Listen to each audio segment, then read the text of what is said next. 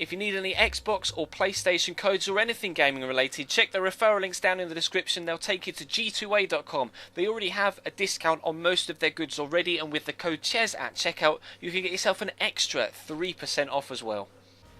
Hey guys, how's it going? Ches back again and welcome to episode number 124 of the Career Mode Road to Glory here on FIFA 15. We start with an extremely difficult game at home against Chelsea. Now obviously earlier on this season we were able to pick up a shock win at Stamford Bridge, but they currently sit above us on goal difference alone at the top of the Barclays Premier League table. Starting an extremely strong side as you might expect, although we have got Pelens in at right back over Hector Bellerin. Like I say, he's been improving a lot more and a lot faster than Bellerin has, so to try and maximise his potential, I'm going to start drafting him into the first team more often than Bellerin starts in the next few games to see if we can help boost him on his way towards perhaps the mid-70s or maybe even the upper 70s, because he's still in his teenage years. And Chelsea start with the obvious lineup with Edinson Cavani up top and Javi Martinez in the middle, two very realistic and very unscripted transfers. We've also got Gonzalo Higuain and Sergio Aguero on the bench. Make of that what you will. Hashtag changed career mode. Scripted transfers are the bane of our lives here with career mode. But regardless, we'll take them on, head on, and try and get ourselves a goal in the opening few minutes. We've already come close with one shot that was deflected. Aguilar does well there to twist and turn to try and find the space, but Kurt Zuma's there on the recovery after the good save down low by Thibaut Courtois. But I was rather dominant in the opening few stages. As you can see, Ranti here using his pace gets away from Javi Martinez, who's not the fastest, but again, Courtois able to make a very good save to keep us out, but we return again with the ball flowing forward, trying to build on this really very good start, but unfortunately Grazo's shot kind of lets me down a little bit, and then Chelsea grew in the game, became more solid defensively and more adventurous offensively. As you can see, Nemanja Matic of all people twisting and turning in my box and having the shot on his left hand side, but a good save down low by Kieran Westwood at the near post. Makes a change for a goalkeeper to make a save at the near post with the way things have been going recently with career mode, so pleased that Kieran Westwood is able to do so there.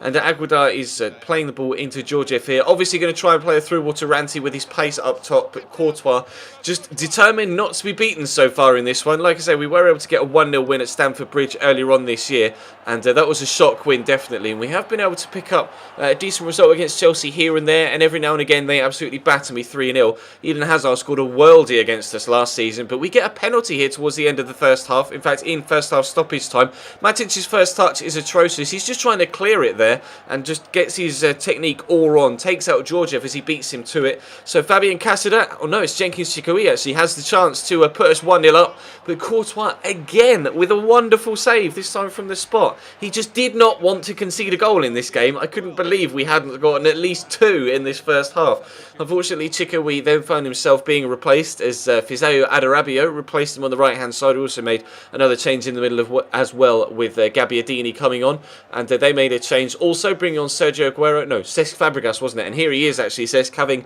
the strings being pulled by himself in the midfield and actually having the shot as well, but it was drawn, pulled wide by his left foot, and that was unfortunately the only chance of the second half. All of the action seemed to come in the first, and then both sides seemed to be quite content with a draw. So we'll take a 0-0 draw with Chelsea, considering that obviously a defeat would have really hampered our Champions League ambitions, and a defeat for them would have really hampered their Premier League title ambitions. So both of us quite happy to take a point in that one, although we come into the next game away from home against Spurs in the snow, against another side that sit right behind us in the Premier League. We're still level on points with Chelsea, though Man City have now jumped both of us to go top of the league. So with Christian Benteke up top and Steve Mandanda of all goalkeepers in goal, they must have sold Hugo Lloris at some point during this particular save. Then we have the game, well, it's going to be a difficult one. We had a very tough time against Chelsea. Perhaps could have gotten a goal there and perhaps a win, but here playing Bellerin again in the first team lineup, I trying to, or perhaps trying to get the best out of him, considering he's a former Arsenal player. Obviously might want to raise his performance playing against his former, main rivals in Tottenham, but it's going to be a difficult game in the snow. It could be against the League 2 game in the snow. It would still be a very difficult game. The conditions don't lend themselves to good football, but Tottenham here are going to take a 1-0 lead. I still don't know quite how Christian Eriksen has won that secondary header. It was flicked on at the back, at the near post, and I think he just got the run on the defender at the back stick, was able to just kind of take him by surprise, coming up from behind as the defender got caught underneath the ball, and unfortunately we find ourselves going 1-0 down. We'll try and get ourselves level with a header of our own at the other end, but unfortunately from the corner. The ball goes wide, and I think if it had been on target, either the goalkeeper would have saved it or that man on the post was trying to get there to nick it away from the top corner, and I think he may have done had it been on target. But Christian Benteke is a big, strong, powerful striker, and a lovely little back heel there, though, into Christian Eriksen. And then we do get beaten at the near post, although it was very well struck by Christian Eriksen. I think more so than it being near post OP shots, I think it boils down to the goalkeeper's positioning. And I think it's just a problem with the goalkeepers rather than it being a problem with near post shots being overpowered. Or perhaps that goes hand in hand with near post shots being overpowered. But the goalkeeper's positioning is very, very poor. They always seem to leave a good 2 or 3 yard gap at the near post in situations like that, which just opens the way for people to fire it into that bottom corner. But unfortunately, that meant we're 2-0 down. We tried to get back or get one back there through Gabbiadini and weren't able to. We were able to get one back here through Gabbiadini, though, this time taking the shot on his stronger left foot. So with 3 minutes left to go, we had a chance, but unfortunately the chance passed us by. So we get a defeat against Tottenham after a draw against Chelsea, and Christian Eriksen braced 2 good goals in fairness, but I was still disappointed to have only come away with a point from those 2 games, especially considering the way we fought back against Tottenham and the way that we fought all throughout the game against Chelsea. But regardless, we'll have a squad report, and obviously feel free to pause the video at any point to have a closer look at any player in closer detail. Really disappointed with the way that Tinkins Chikowi's growth has pretty much stopped, so I'm contemplating moving him on perhaps in the summer transfer window. He's not really grown for the past 18 months or so, and he seems to be in the same sort of position that my guy in My Player is, where he's just not really growing despite playing every single game and putting in great performances. So I might think about moving him on. You can see that Marco Polens is growing across the board, and that's why I've been playing him over Hector Bellerin, really growing quite nicely, as is Adarabio, as is Nicolas Sporner, now up to 80 rated, our first 80 rated player in this entire series.